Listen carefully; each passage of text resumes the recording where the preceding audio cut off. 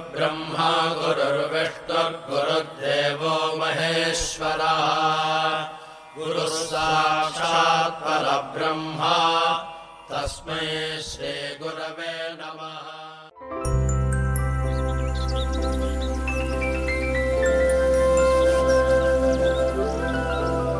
ഓം ശ്രീ സായിരാം. പ്രശാന്തി നിലയത്തിൽ നിന്നും സ്നേഹപൂർവം സായിരാം.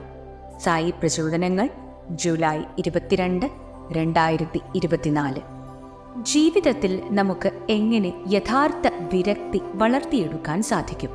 ഭഗവാൻ വ്യക്തമായി വിശദീകരിക്കുകയും നമ്മെ നയിക്കുകയും ചെയ്യുന്നു. പ്രേമസ്വരൂപരെ, ഓരോ കാര്യങ്ങളെയും വിശകലനം ചെയ്യുകയും അവയുടെ നിസ്സാരതയും പൊള്ളത്തരവും കണ്ടെത്തുകയും ചെയ്യുക. അപ്പോൾ യഥാർത്ഥ വൈരാഗ്യം നിങ്ങളുടെ ഹൃദയത്തിൽ സ്ഥാപിക്കപ്പെടും. അതിനാൽ ഈശ്വരനിലേക്കുള്ള പ്രയാണത്തിനായി അവിടുന്ന് തന്നെ നൽകിയിട്ടുള്ള വിലമതിക്കാനാവാത്ത ആയുധമായ ബുദ്ധി എന്ന ദർപ്പണത്തെ പ്രയോജനപ്പെടുത്തുക.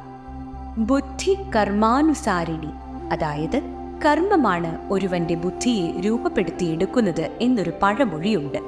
എന്നാൽ അത് പൂർണ്ണമായും ശരിയല്ല. മനസ്സാണ് ഇന്ദ്രിയങ്ങളെ പ്രവർത്തിക്കാനായി പ്രേരിപ്പിക്കുന്നത്. മനസ്സിന്റെ ഒരു വശത്ത് ബുദ്ധിയും മറുവശത്ത് ഇന്ദ്രിയങ്ങളുമാണ്. അത് രണ്ടിനെയും പ്രവൃത്തിയിലേക്ക് ആകർഷിക്കുന്നു. മനസ്സ് ഇന്ദ്രിയങ്ങളോട് ചേരുമ്പോൾ ബന്ധനവും ബുദ്ധിയോട് ചേരുമ്പോൾ മോക്ഷവും സംഭവിക്കുന്നു.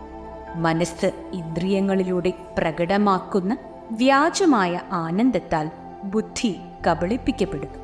മനസ്സിന്റെ അടിമത്തത്തിൽ നിന്നും അകന്നു നിൽക്കുന്നതിനായി ഈ സാഹചര്യത്തിൽ നാം സാധന അനുഷ്ഠിക്കേണ്ടതുണ്ട്. അതിലൂടെ മനസ്സിന്റെ പ്രവണതകളെ ക്രമപ്പെടുത്തുകയും നിയന്ത്രിക്കുകയും ചെയ്യുന്ന ബുദ്ധിയുടെ പൂർവ്വ പദവി വീണ്ടെടുക്കണം.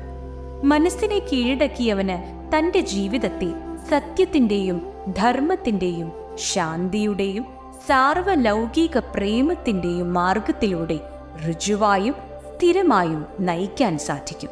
1976 സെപ്റ്റംബർ 26 ഭഗവാൻ നടത്തിയ ദിവ്യ പ്രഭാഷണത്തിൽ നിന്നുള്ള പ്രസക്ത ഭാഗം.